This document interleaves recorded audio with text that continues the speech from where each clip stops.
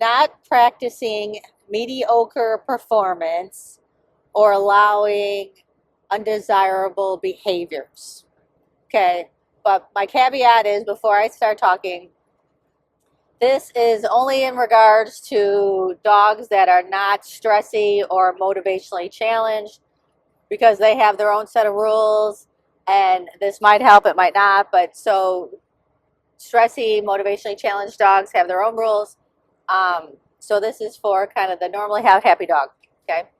Um, so you don't want to practice mediocre performances. And so how do you define mediocre performances? So in my mind, I'm thinking about mediocre performances or undesirable behaviors. So like spinning, excessive barking, switching the wrong way. Those are behaviors that I don't want. Okay. Um, Mediocre performance, it would be like really wide turns, really slow off the start, slow at the end, things that I can fix. Okay.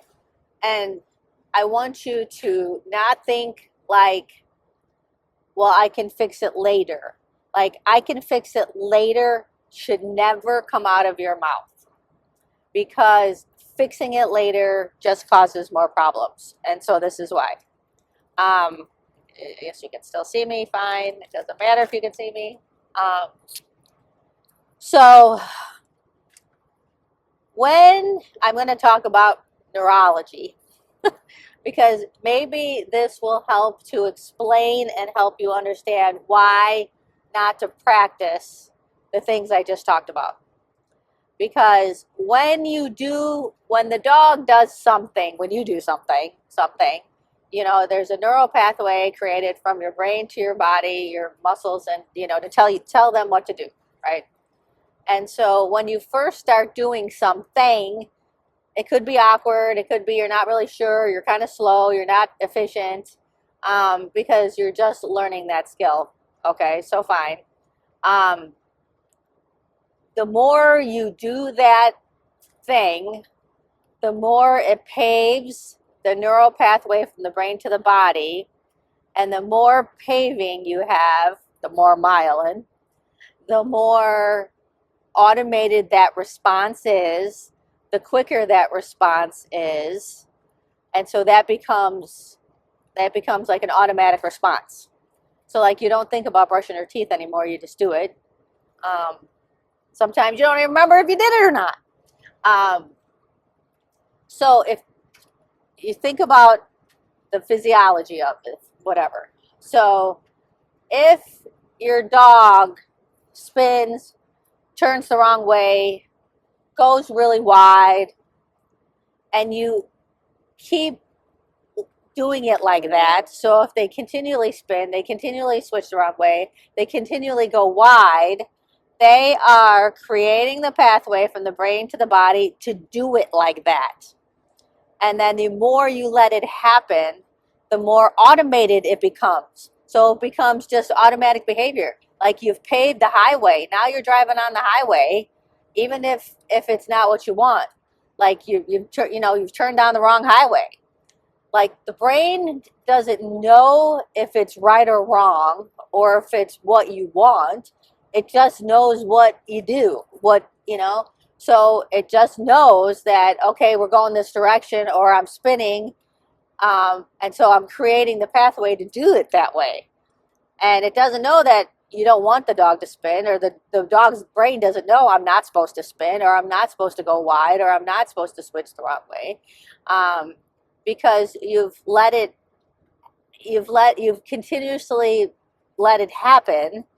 And that has paved the way from the brain to the body to continuously do it like that. And it becomes an automated response to do it like that when you cue that, whatever that may be. So if you don't fix it right away, then you've paved the highway to do it the wrong way or the wrong thing. And then it's not that you can't fix it later, but it'll just take you more reps, more times to do it, because now you have to create a whole nother neural pathway from the brain to the body and you have to do it multiple times, because now you need to pave that highway. And that highway needs to be paved even smoother and thicker and whatever than your other highway that you were driving on, because it automatically wants to go that direction. But now there's a, it doesn't say, oh, there's a new way and that's better. It just says, the brain just goes, which is the way I normally do it. And so you have to do it many more times, if at all possible, to fix that, whatever it may be. Okay?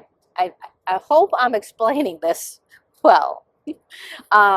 So, if your dog spins, so like if my dog spun, I would stop instantaneously and work on, so if, let's say, let me give an example. 1, 2, 3, 4, straight line.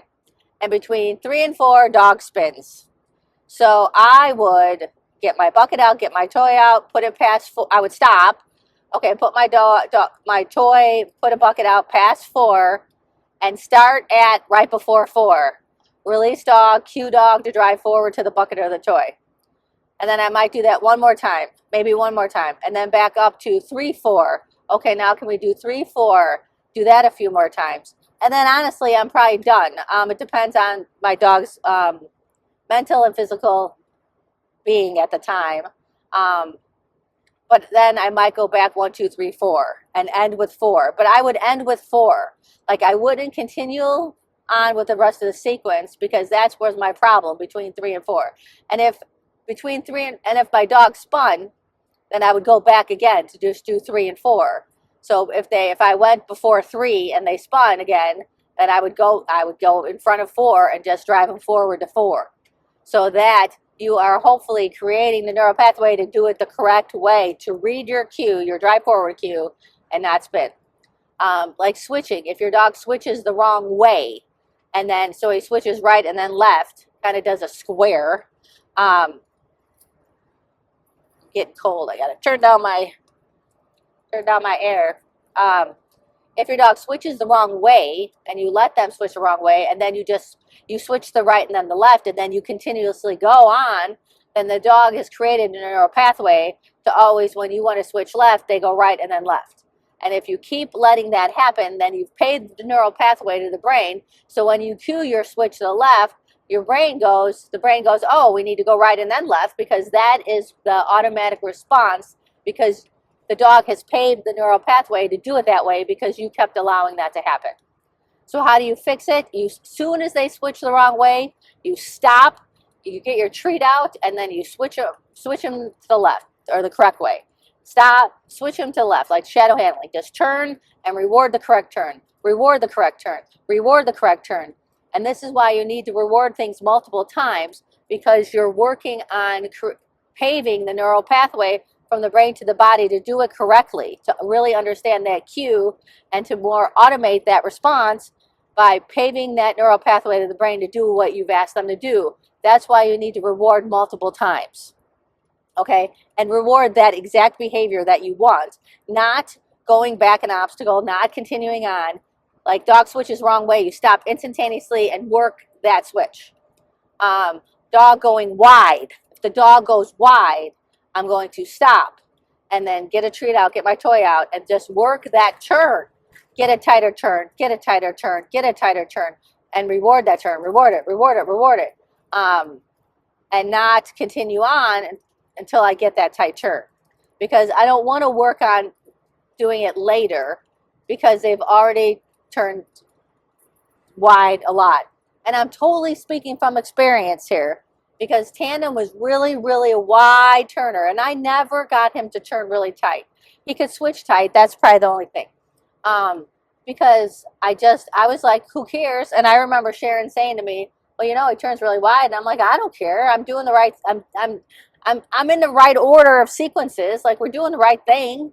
So who cares if he goes wide? And he was fast, so I don't care if he could have been faster. Who cares? Like, that was my thought process, was like, well, who cares? So you might be thinking the same thing. Like, who cares if they go wide?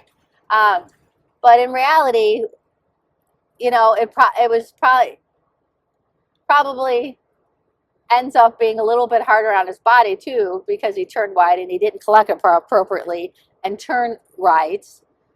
So it could have been a little bit more difficult on his body turning wide than collecting and turning right, the correct turning tight, right? So since Tandem, who is 15 and obviously retired, like Jay and Rev, who are 12, and all my dogs since then, they all turn tight. They all collect right away. They turn tight right away because not only do I teach them to do it, I don't accept mediocre performance. And if they don't do it how I want them to do it, then I will stop and then I will work that, whatever it may be, and reward it. Work it, reward it. Do it, reward it.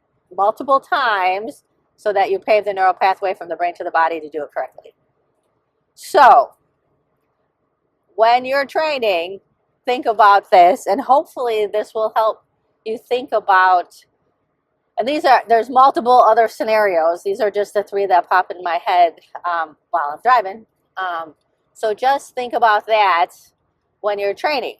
And I don't find this to be demotivating, and in fact, it's motivating. So you could perhaps do it with motivationally challenged dogs. It depends. Like, that's where I'm always putting the caveat on the stressy dogs. Like Emmy, I still kind of just go with what she's 4, almost 5. She's going to be 5 soon. I'm finally going, okay, I think I can add a little bit more criteria to her because she was just really a nervous, stressy dog, and whatever she did was great. So I finally now am actually asking for a little bit more criteria. She's tiny, so she's going to turn tight anyway, and I would never allow her to switch the wrong way though. So let me go back to that.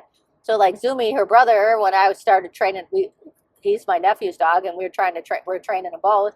And Zumi always switched the wrong way, one direction, and we stopped instantaneously and switched him the right way, and it never demotivated him because you reward them right away. Okay, the stopping usually could demotivate dogs, but depending on the scenario, I might have thrown my toy anyway. It's scenario specific. A lot of times I will just toss my toy and then restart at that moment in time of that specific whatever I need to work on. So I don't find it demotivating. In fact, it is motivating because we're going to stop and reward our dogs, reward our dogs, reward our dogs. So they actually just gotten rewarded 3-4 times for doing just like 1 or 2 obstacles. So they're like, woo, this is great, as opposed to getting rewarded maybe once for doing 10. So it could work with motivationally challenged dogs or stressy dogs. I just want to have to put the caveat out there.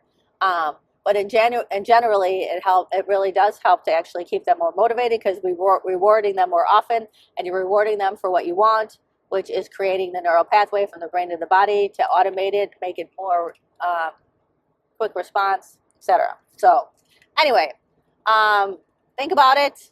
Let me know if you have any questions, and happy training.